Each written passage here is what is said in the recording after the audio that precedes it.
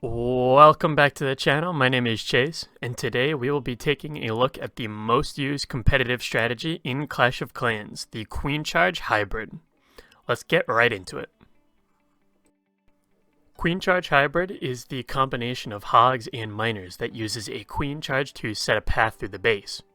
Hogs and Miners work incredibly well together, not only because they ignore walls, but also because of the difference in their preferred targets and stats. Miners target all units so they can eliminate the heroes and skelly traps that the Hogs would run past, while Hogs do more damage and can take out defenses quicker than a mass miner attack.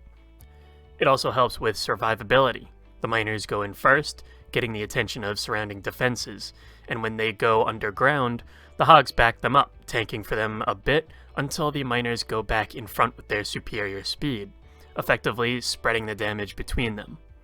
Queen Charge Hybrid was the most used and one of the strongest strategies by pro players last year, and it looks to stay at the top of the meta in 2021. Now, in Queen Charge Hybrid, you're gonna need, yep, you guessed it, a Queen Charge. If you're new to the Queen Charge or are struggling with it, you should definitely check out my Queen Charge video for the best usage. For the Queen Charge portion, you usually bring 5 healers, 3 to 5 balloons for Seeking Air Mines, aka SAMs, some super wall breakers to get into the base, and funneling troops like Yetis and baby dragons to keep your queen on target.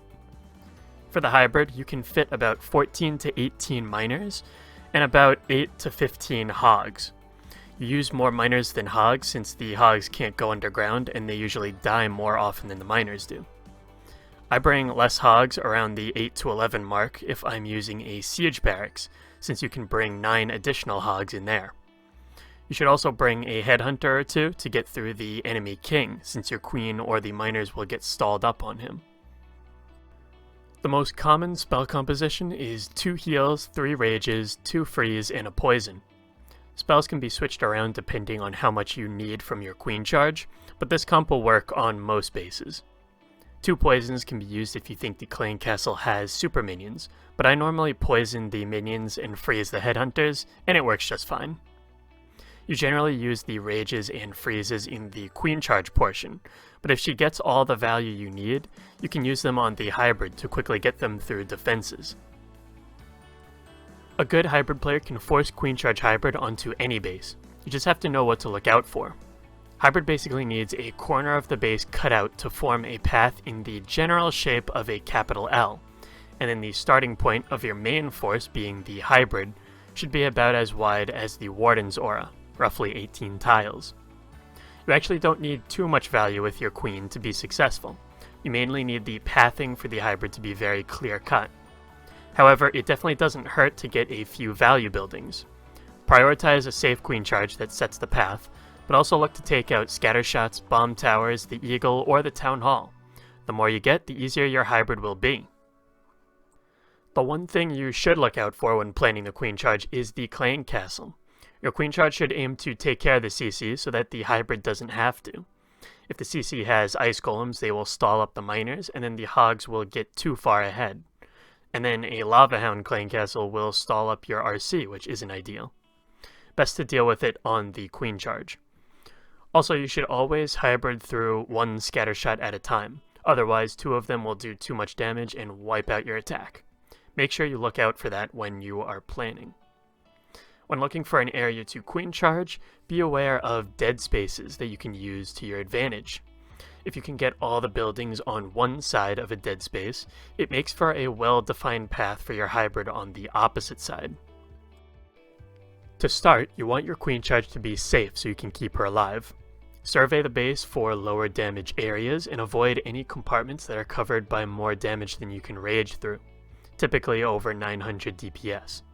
I'm not going to go in depth on the Queen Charge. I covered all the tips and tricks in my Queen Charge video, link in the description.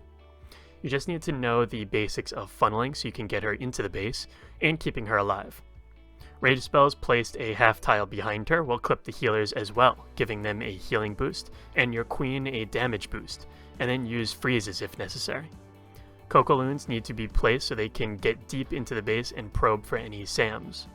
If there's an awkward compartment that makes your Queen Charge entry difficult, like a single Inferno that she can't reach over a wall, you can opt to Yeti Blimp it so the Queen Charge is easier.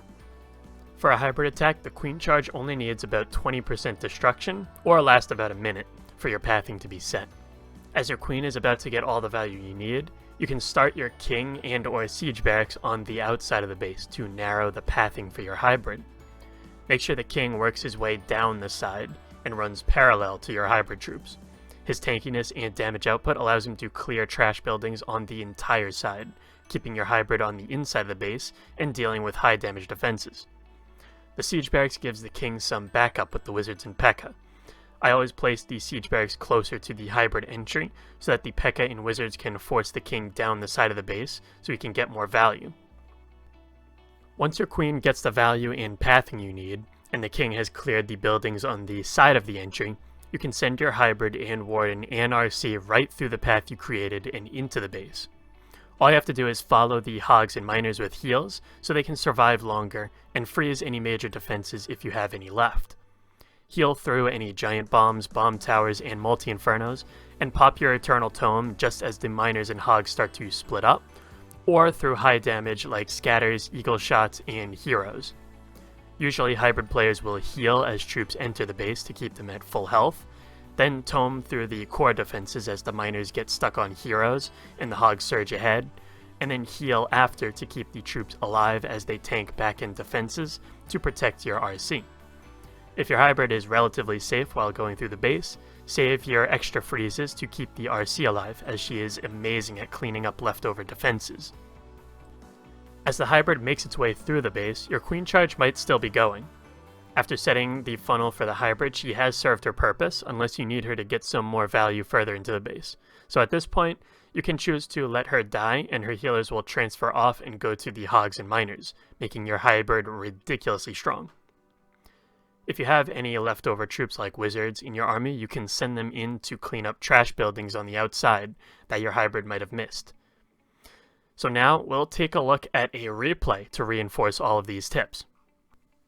This is Dion's hit in Champs 1 of CWL, and this attack perfectly exemplifies what a hybrid should look like. Now he uses 3 sneaky goblins, 1 on the collector and 1 on the storage, to funnel the Queen into the base, but some Teslas pop up here, so he uses some of his balloons to take care of the one closest to his Queen.